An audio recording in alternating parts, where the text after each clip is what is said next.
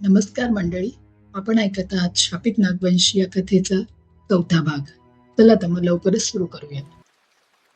Stories on Mike. Stories on Mike. आरशातली ती प्रतिमा ती माझ्याच चेहऱ्याची होती, पण तिचं ते हसू एखाद्या भुकेल्या श्वापदासारखं होतं. मी इथे घामाने थबथबले होते. माझे डोळे भीतीने विस्फारले होते, पण आरशाच्या पलीकडची आर्या अगदी शांत होती आणि तिच्या त्या शांततेत एक भयंकर कौर्य लुटलेलं होतं. मी एका झटक्यात मागे सरकले. माझा पाय तिथे पडलेल्या एका जुन्या पितळी दिव्याला लागला आणि तो घरंगळून दूर गेला. त्या आवाजाने माझी समाधी भंग पावली. मी थरथरत्या हाताने ती डायरी पुन्हा त्या लाल कापडात गुंडाळली आणि पेटीत फेकून झाकण जोराने लावून घेतलं. माझ्या मनगटावरचा तो खवलदार डाग मी तो उजव्या हाताने घट्ट दाबून धरला. जणू तो दाबून धरला तर तो पुन्हा सामान्य त्वचेत बदलेल. पण त्या खवल्यांचा खडबडीत स्पर्श माझ्या तळहाताला टोचत होता. मी माळ्यावरून अक्षरशः पळत खाली आले. जिन्याच्या पायऱ्या उतरताना मला वाटत होतं की कोणीतरी माझ्या पाठीवर थंडगार श्वास सोडतंय. खाली येऊन मी कुलूप तसंच अडकवून ठेवलं आणि माझ्या खोलीत जाऊन दार बंद केलं. संध्याकाळचे 6 वाजले होते. खिडकीतून येणारा उजेड आता तांबूस आणि मळकट होऊ लागला होता. मी कपाटातून एक पूर्ण भायांचा स्वेटर काढला आणि अंगात चढवला. नोव्हेंबर असला तरी विदर्भात संध्याकाळी स्वेटर घालण्याची इतकी थंडी नसते. पण मला थंडी वाजत नव्हती. मला स्वतःला लपवायचं होतं, माझ्याच शरीरापासून. रात्रीच्या जेवणाची वेळ झाली. वाड्याच्या माजघरात जमिनीवर पाट मांडलेले होते. तिथे नेहमीसारखीच जीवघेणी शांतता होती. फक्त ताटातल्या जेवणाचा आणि भांडी घासण्याचा आवाज येत होता. आईने माझ्या ताटात पोळी वाढली. तिचा चेहरा निस्तेज होता. तिने माझ्याकडे एकदाही पाहिलं नाही. आजी मात्र तिच्या पाटावर बसून घास मोडतानाही तिच्या करड्या नजरेने मलाच पारखत होती. मी स्वेटरच्या बाया हाताच्या पोटांपर्यंत ओढून घेतल्या होत्या. जेवणाचा एक घासही माझ्या घशाखाली उतरत नव्हता. माझ्या डोक्यात फक्त एकच नाव घुमत होतं, जानकी. जर जानकी या घरातली मुलगी होती तर तिचं काय झालं? डायरीचं ते शेवटचं पान तिला मंदिरात का नेण्यात आलं होतं आणि ती परत का नाही आली? मी ताटातल्या वरण भाताशी खेळत होते. शांतता आता असह्य होऊ लागली होती. आई. माझ्या तोंडातून अचानक तो शब्द बाहेर पडला. आईने चमकून माझ्याकडे पाहिलं.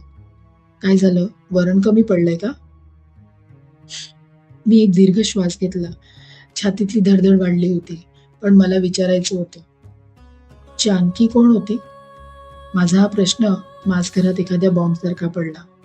आईच्या हातातून पोळीचा डब्बा निसटला आणि जमिनीवर आपटला. डब्याचं झाकण उडून दूर गेलं. आईचा चेहरा एखाद्या पांढऱ्या कागदासारखा फिका पडला होता. ती जिथेच जमिनीवर बसली. तिचे डोळे भीतीने विस्फारले होते आणि ती आजीकडे पाहत होती. आजीचा हात जेवणाच्या ताटावरच थांबला. तिने घास खाली ठेवला. ती अतिशय संतपणे उठली. तिची नजर माझ्या स्वेटरवर आणि मग माझ्या डोळ्यांवर फिरवली. माळ्यावर गेली होतीस तू? तो प्रश्न नव्हता, तो आजीचा निष्कर्ष होता. तिचा आवाज इतका थंड होता की माझ्या अंगावर काटा आला. कोण होती ती आजी? आणि तुम्ही मला का सांगितलं नाही की ती डायरी काही दरवाजे कायमचे बंद ठेवायचे असतात? आर्या. आजीचा आवाज आता कडाडला होता. वाड्याच्या जुन्या भिंतीही त्या आवाजाने हादरल्यासारख्या तुटल्या वाटल्या. तुला काय वाटतं? तू खूप शहाणी झालीस. त्या डायरीत जे लिहिलंय ते एका वेड्या मुलीचं प्रलाप आहे. जानकीने हे पवित्र कार्य स्वीकारलं नाही. तिने देवतेच्या इच्छेविरुद्ध जाण्याचा प्रयत्न केला आणि त्याचा परिणाम तिला भोगावा लागला. कोणता परिणाम? काय केलं तुम्ही तिच्यासोबत? तिला मंदिरात का नेलं होतं? मी आता उभी राहिली होती. माझा आवाजही वाढला. शांत बस आर्या आणि मिरे, तिला खोलीत घेऊन जा. आज रात्री ही बाहेर दिसता कामा नाही. आजीने आईला हुकूम सोडला आणि ती हात न धुताच निघून गेली. आईने रडत रडत माझा हात पकडला. चल आर्या, प्लीज, आजीच्या नादाला लागू नकोस. तुला माहित नाहीये ती काय करू शकते. आईचा तो केविलवान असलेला चेहरा पाहून मला तिची कीव आली. मी गुपचूप तिच्यासोबत माझ्या खोलीत आले.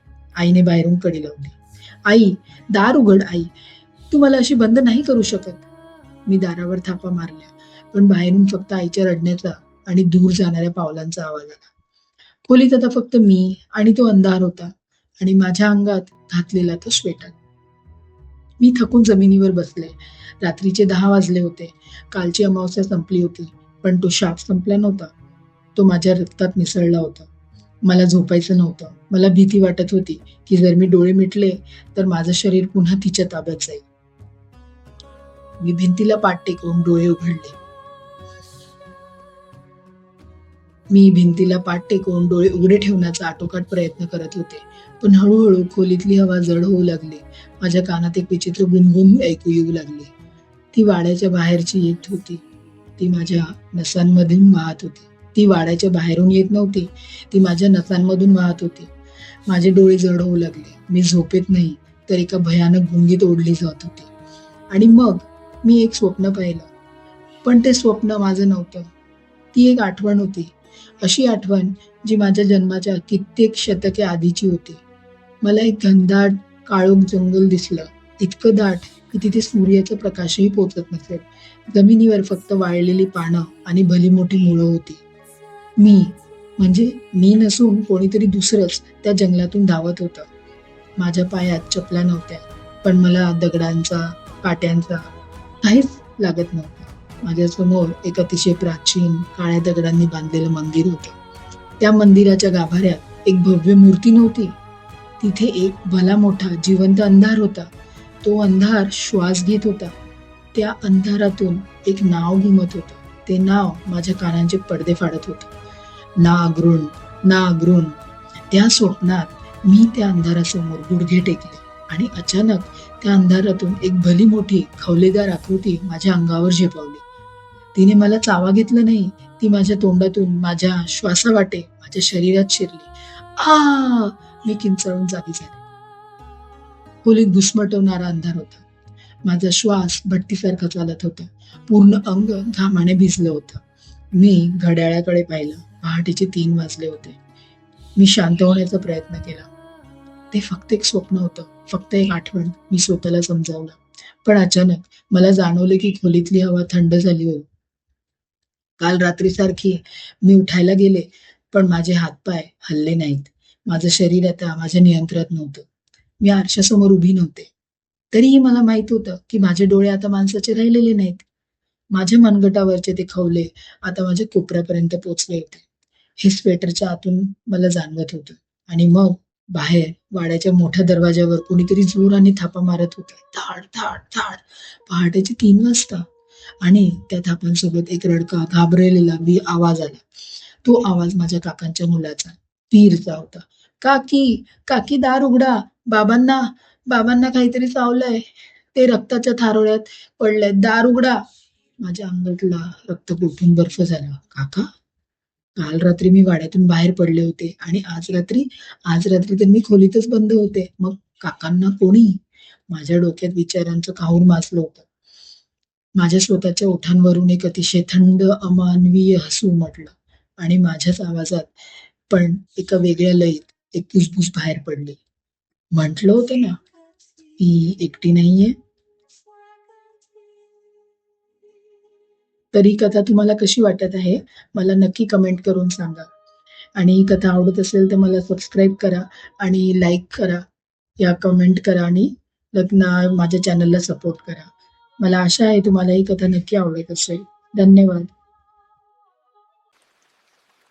Stories on Mike. Stories on Mike.